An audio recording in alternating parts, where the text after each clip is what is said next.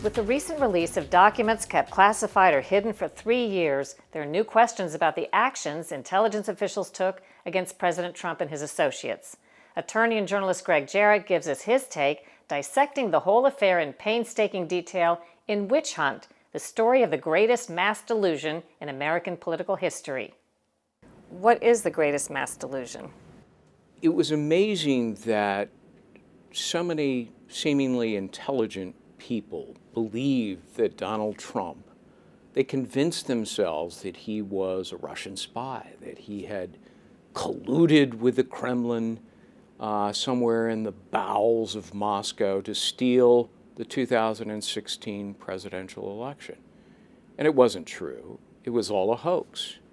It was based largely on a phony, fictitious dossier that was paid for by the Hillary Clinton campaign and the Democratic National Committee.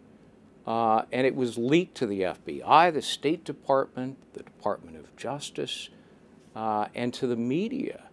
I poured through tens of thousands of pages of government documents, transcripts of testimony, records, court records, and I dug up the evidence. I did what good journalists are supposed to do, but didn't. And as a consequence, they drove the collusion conspiracy narrative. Truth and fairness were abandoned. This was the worst case of grossly reckless reporting in my lifetime. The media became witting accessories to the witch hunt.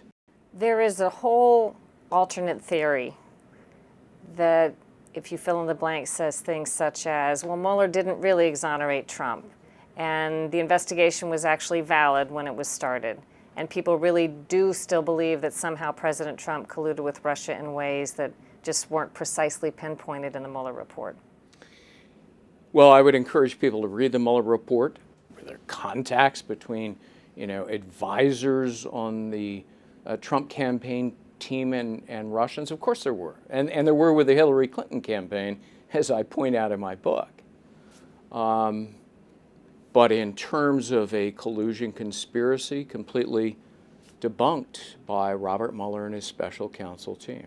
What is something that's talked about in your book that you think is important for people to know that they still may not know? The appointment of Robert Mueller as special counsel was not based on facts or evidence. It was driven by vengeance. Rod Rosenstein, who appointed Mueller, had become angry that he was being blamed for the firing of James Comey. And so in an act of retribution, he appointed the special counsel. And so we have this 22-month-long agonizing national nightmare of an investigation that was driven by nothing more than retribution and reprisal by Rod Rosenstein. In the witch hunt, do you think there is a lesson for the American public in that? Don't trust the media. And I say that with a heavy heart because I'm a member of the media, but I've come to learn that too many of them are blinded by their own political bias and their personal animus, especially toward Donald Trump. They cut corners. They don't do their job properly. They don't verify information. They're too quick to accept as gospel anonymous leaks. And we see it happening every day still. Jarrett argues the failed move to oust Trump from office with impeachment charges was just a continuation of the witch hunt. We'll be right back.